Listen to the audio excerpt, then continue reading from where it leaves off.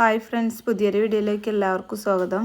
അങ്ങനെ പവിത്ര സീരിയലിൻ്റെ 9ാമത്തെ എപ്പിസോഡിൻ്റെ റിവ്യൂ ആണ് കേട്ടോ ഞാനിവിടെ പറയാൻ പോകുന്നത്.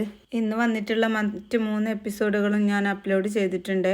അപ്പോൾ കയറി കാണാൻ താല്പര്യമുള്ളവർ ചാനലിൽ കയറി ആ വീഡിയോസൊക്കെ ഒന്ന് കാണണേ.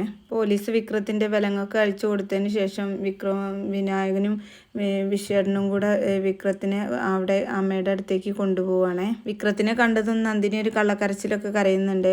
എടാ വിക്രം, നമ്മുടെ അമ്മ പോയടാ, നമ്മളിത് എങ്ങനെ സഹിക്കും എന്നൊക്കെ പറഞ്ഞിട്ട് വിക്രം വന്നപ്പോൾ ഇങ്ങനെ നന്ദിനി അലമുറയിട്ട് കരയാണ്. വിക്രാണെങ്കിൽ ഒന്നും മിണ്ടാതെ കുറച്ച് സമയം അമ്മേനെ ഇങ്ങനെ നോക്കി നിന്നതിന് ശേഷം പിന്നെ കാലിൽ വീണിട്ട് പൊട്ടിക്കരയാണ്. അങ്ങനെ വിക്രയത്തിൻ്റെ ആ കരച്ചിൽ ഇങ്ങനെ കാണുമ്പോൾ മാഷ് അവിടെ സോഫയിൽ ഇങ്ങനെ ഇരിക്കുന്നുണ്ടായിരിക്കും. പിന്നെ മാഷ് അവിടെ നിന്ന് എഴുന്നേറ്റ് വന്ന് വിക്രത്തിനെ ചേർത്ത് നിർത്തുകയാണ്. വിക്രത്തിനെ കാണുമ്പോൾ വിക്രത്തിൻ്റെ അവസ്ഥ കണ്ടിട്ട് എല്ലാവർക്കും സങ്കടം വരുന്നുണ്ട്. വിശ്വേട്ടനായാലും വിനായകനായാലും അതുപോലെ രാജേട്ടനും ജോസഫിനും അവർക്കൊക്കെ സങ്കടമാവുകയാണ്. മാഷിനാണെന്നുണ്ടെങ്കിൽ വിക്രത്തിനെ എങ്ങനെ ആശ്വസിപ്പിക്കണം എന്നറിയില്ല. അങ്ങനെ അച്ഛനും മകനും കൂടി കുറേ നേരം ഇങ്ങനെ കെട്ടിപ്പിടിച്ച് കരയാണ്. പിന്നെ കാണിക്കുന്നത് ഹോസ്പിറ്റലാണ് കേട്ടോ. ഹോസ്പിറ്റലിൽ ആംബുലൻസ് ഡ്രൈവർ വന്നിട്ട് കാര്യങ്ങളൊക്കെ അരുണ സിസ്റ്റർ അടുത്ത് അന്വേഷിക്കുകയാണ്. എന്നിട്ട് അവർ ചോദിക്കും, തരുൺ സാറിൻ്റെ കുഞ്ഞ് മരണപ്പെട്ടൂലേ? അപ്പം അരുണ സിസ്റ്റർ പറയും, ഇല്ലല്ലോ, അവരുടെ കുഞ്ഞിനൊന്നും സംഭവിച്ചിട്ടില്ലല്ലോ. പിന്നെ മരിച്ചത് ആരുടെ കുഞ്ഞാ? അത് വേറൊരു പേഷ്യൻറ്റിൻ്റെ ആണ് എന്ന് പറയുമ്പം വേദയുടെ ഫോട്ടോ കാണിച്ചു കൊടുത്തിട്ട് ചോദിക്കും, ഈ ആളുടേതാണോ? അപ്പോൾ സിസ്റ്റർ ചോദിക്കും, ഇയാളെ തനിക്കെങ്ങനെ അറിയാം? ആ സമയത്ത് ഇയാൾ പറയും, ഇത് നാട്ടിലുള്ള എൻ്റെ പരിചയത്തിലുള്ള ഒരാളുടെ ബന്ധുവാണ്. അപ്പോൾ അവരെക്കുറിച്ച് വിവരങ്ങളൊക്കെ ഒന്ന് ജസ്റ്റ് ഞാനൊന്ന് അന്വേഷിച്ചു ഉള്ളൂ എന്നൊക്കെ പറഞ്ഞിട്ട് അവിടെ നിന്ന് അയാൾ പോവാണ്. അന്നേരം അരുണയ്ക്ക് കാര്യങ്ങളൊക്കെ മനസ്സിലാകുന്നുണ്ട്. ഇയാൾ ആ ഗുണ്ടകളെ ഏൽപ്പിച്ചിട്ടാണ് ഈ വിവരങ്ങളൊക്കെ തിരയുന്നത് എന്നുള്ള കാര്യങ്ങളൊക്കെ അരുണയ്ക്ക് മനസ്സിലാവാണ്. അങ്ങനെ അരുണ സിസ്റ്റർ വേഗം വന്നിട്ട് വേദയുടെ അടുത്ത് വന്നിട്ട് പറയും, നീ ആദ്യം നീ ചെയ്തത് മണ്ടത്തരായിട്ടാണ് എനിക്ക് തോന്നിയത്. ഇപ്പോഴാണ് എനിക്ക് മനസ്സിലായത് നീ ചെയ്തത് തന്നെയാണ് ശരിയെന്നുള്ളത്. പക്ഷേ ഇതൊക്കെ എവിടെ ചെന്ന് അവസാനിക്കുന്ന അറിയില്ല. തരുൺ സാറ് ആ കുഞ്ഞിനെ സ്വന്തം കുഞ്ഞായി കണ്ടു കഴിഞ്ഞിട്ട് പിന്നെ നമ്മളെ എങ്ങനെ സാറിനെ ബോധ്യപ്പെടുത്തുന്നൊക്കെ ഉള്ളതാണ് ഇപ്പോൾ എൻ്റെ ടെൻഷൻ എന്നൊക്കെ അരുണ ഇങ്ങനെ പറയും. അന്നേരം വേദ പറയാണ്, ഞാൻ അതൊന്നും അപ്പോൾ ആലോചിച്ചില്ല. എൻ്റെ കുഞ്ഞിൻ്റെ ജീവൻ എങ്ങനെയെങ്കിലും രക്ഷിക്കുക എന്നുള്ളത് മാത്രമേ ഞാൻ അപ്പോൾ ചിന്തിച്ചുള്ളൂ. എന്തായാലും തരുൺ സാറ് ഇപ്പം ഭാര്യയുടെ മരണത്തിൻ്റെ ആ ഒരു ഷോക്കിൽ നിന്ന് റിക്കവർ ആവട്ടെ. എന്നതിന് ശേഷം ഞാൻ തന്നെ സാറിന് പറഞ്ഞ് കാര്യങ്ങളൊക്കെ പറഞ്ഞ് ബോധ്യപ്പെടുത്തിക്കോളാം. എന്നെ വെറുക്കുമായിരിക്കും, എന്നാലും സാരമില്ല, എൻ്റെ കുഞ്ഞിൻ്റെ ജീവനല്ലേ എന്നൊക്കെ പറഞ്ഞിട്ട് പിന്നെ വേദ ഇങ്ങനെ കരയാണ്. പിന്നെ കാണിക്കുന്നത് അമ്മയുടെ ചടങ്ങൊക്കെ ചെയ്യാൻ വേണ്ടിയിട്ട് വിക്രം ഇങ്ങനെ കുളിക്കുകയാണ്. അങ്ങനെ 3 പേരും കുളിയൊക്കെ കഴിഞ്ഞ് പിന്നെ അമ്മയുടെ അടുത്തേക്ക് വരികയാണ്. അങ്ങനെ അവർ വരുന്ന സമയത്ത് അവിടെയുള്ള തിരുമേനി പറയുന്നുണ്ട്, ആർക്കെങ്കിലും തൊഴുതിട്ട് പോകണം എന്നുള്ളവരൊക്കെ തൊഴുതിട്ട് പോവാന്ന് പറയുമ്പോൾ നന്ദിനിയും ശ്രീജയും അങ്ങനെ എല്ലാവരും ഇങ്ങനെ കമലാമ്മയെ തൊഴുതിട്ട് പോവാണ്.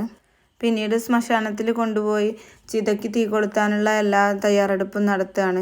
വിക്രം തന്നെയാണ് ചിതയ്ക്ക് തീ കൊളുത്തുന്നത്. അത് കമലാമ്മയ്ക്ക് നിർബന്ധമുള്ള ഒരു കാര്യമായിരുന്നു.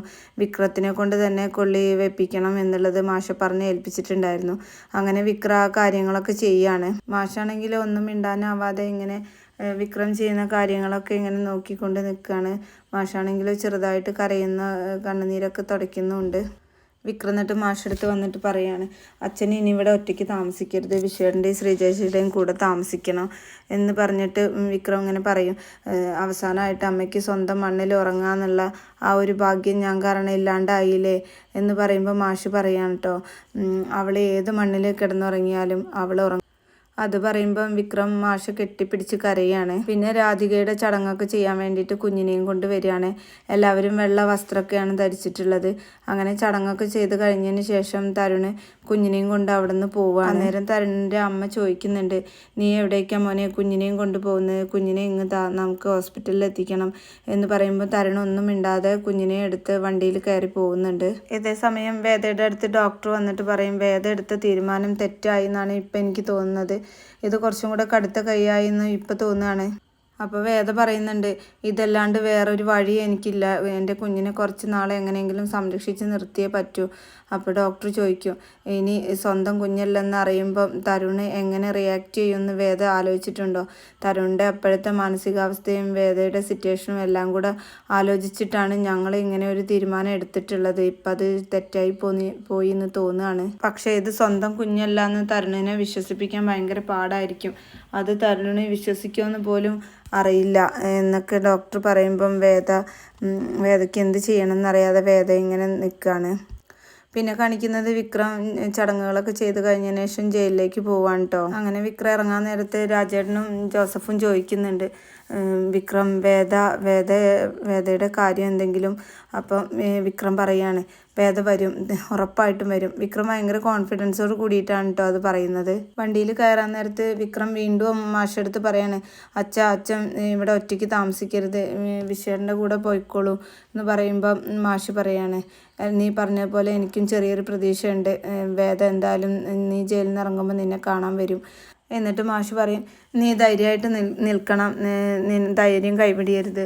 ശങ്കരനാരായണ സാർ എന്തായാലും അപ്പീലിന് പോകുന്നുണ്ട്, എന്തായാലും അനുകൂലമായിട്ടുള്ള ഒരു വിധി വരും, അതിനുശേഷം വേദയും തിരിച്ചെത്തും. എന്നിട്ട് വേണം നിങ്ങളുടെ കൂടെ കുറച്ച് നാൾ കഴിയാൻ, അത് കഴിഞ്ഞിട്ട് വേണം എനിക്ക് നിങ്ങളുടെ അമ്മയുടെ അടുത്തേക്ക് പോവാൻ. അവളെ അവിടെ അധികം നാളൊന്നും ഒറ്റയ്ക്ക് നിർത്താൻ എനിക്ക് പറ്റില്ല എന്ന് പറയുമ്പോൾ വിക്രം അച്ഛനെ ചേർത്ത് പിടിച്ച് ഇങ്ങനെ പൊട്ടിക്കരയാണ്. അന്നേരം പോലീസുകാർ പറയും, മതി സമയമായി എന്ന് പറഞ്ഞിട്ട് വിക്രം പിന്നെ വണ്ടിയിൽ കയറുക. മാഷാണെന്നുണ്ടെങ്കിലോ വിക്രം പോകുന്നത് ഇങ്ങനെ കുറേ നേരം ഇങ്ങനെ നോക്കി നിൽക്കുന്നുണ്ട്. ഇതേ സമയം തരുണാണെങ്കിലോ കൊച്ചിനെയും കൊണ്ട് വന്നേക്കാണ് ഒരു ടാറ്റു സെൻറ്ററിൽ. എന്നിട്ട് അവിടെ നിന്ന് പറയും, കൊച്ചിൻ്റെ കാൽപാദം എൻ്റെ നെഞ്ചത്ത് ടാറ്റു ചെയ്യണം, മരണം വരെ ഈ കുഞ്ഞു കാൽപാദം എൻ്റെ നെഞ്ചിൽ തന്നെ ഉണ്ടാവണം എന്ന് പറഞ്ഞിട്ട് അങ്ങനെ ടാറ്റു ചെയ്യാണ്. പിന്നീട് കുഞ്ഞിനെ വേഗം ഹോസ്പിറ്റലിൽ കൊണ്ടു കൊടുക്കുകയാണ്. തരുണിൻ്റെ അമ്മയാണെങ്കിലോ ഹോസ്പിറ്റലിൽ തരുണിനെ കാണാതെ കുഞ്ഞിനെയും കാണാതെ ഇങ്ങനെ വിഷമിച്ചിരിക്കുകയായിരുന്നു. അപ്പോഴാണ് തരുൺ അവിടേക്ക് കുഞ്ഞിനെയും കൊണ്ടുവരുന്നത്. അങ്ങനെ തരുണിനോട് ചോദിക്കുന്നുണ്ട് അമ്മ, മോനെ നീ ഇത്ര നേരം എവിടെയായിരുന്നു?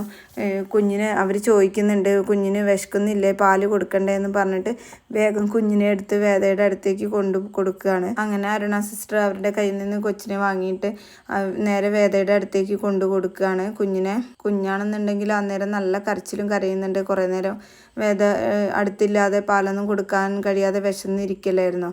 അപ്പോൾ കുഞ്ഞ് കരയുന്നത് കണ്ടിട്ട് വേദ വേഗം, അയ്യോ എന്താ കൊച്ചു കരയുന്നത്? അപ്പം സിസ്റ്റർ പറയുന്നുണ്ട്, വിശന്നിട്ടാണ്, വേഗം പാല് കൊടുക്കുമെന്ന് പറഞ്ഞ് അങ്ങനെ വേദ പാലൊക്കെ കൊടുക്കുകയാണ് കുഞ്ഞിന്. കുറച്ച് സമയം കഴിയുമ്പം വേദയുടെ അടുത്തേക്ക് തരുണിൻ്റെ അമ്മ വരികയാണ്. എന്നിട്ട് വേദയോട് പറയുന്നുണ്ട്, മോളെ ഇത് ശരിയാവുമെന്ന് എനിക്ക് തോന്നുന്നില്ല, എനിക്ക് ആകെ പേടിയാവുന്നുണ്ട്. അവന് രാധികയുടെ ചടങ്ങൊക്കെ കഴിഞ്ഞതിന് ശേഷം അപ്പം തന്നെ കുഞ്ഞിനെയും കൊണ്ടുപോയി. അപ്പോൾ വേദ ചോദിക്കുന്നുണ്ട്, എവിടേക്കാണ് കുഞ്ഞിനെയും കൊണ്ടുപോയത്? അത് ഞാൻ ചോദിച്ചില്ല മോളെ, ചോദിച്ചപ്പോൾ അവനിട്ട് പറഞ്ഞതുമില്ല. എന്നിട്ട് അമ്മ പറയുന്നുണ്ട്, അവന് ഇനി കുഞ്ഞിനെ എങ്ങനെ വിട്ടു തരുമെന്ന് എനിക്കറിയില്ല മോളെ, സത്യങ്ങളൊക്കെ അറിയുമ്പം എന്ന് പറയുമ്പോൾ വേദ പറയുന്നുണ്ട്, തൽക്കാലം എനിക്ക് കുഞ്ഞിൻ്റെ ജീവൻ രക്ഷിച്ചല്ലേ അമ്മേ മതിയാവൂ. അങ്ങനെ അവർ രണ്ടുപേരും സംസാരിച്ച് നിൽക്കുന്ന ആ ഒരു സീനോട് കൂടിയിട്ടാണ് കേട്ടോ ഈ എപ്പിസോഡ് അവസാനിക്കുന്നത്. ഈ വീഡിയോ നിങ്ങൾക്ക് ഇഷ്ടപ്പെട്ടാൽ ചാനൽ സബ്സ്ക്രൈബ് ചെയ്യാതെ കാണുന്നവരാണെന്നുണ്ടെങ്കിൽ ദയവായി ഒന്ന് സബ്സ്ക്രൈബ് ചെയ്ത് സപ്പോർട്ട് ചെയ്യണേ.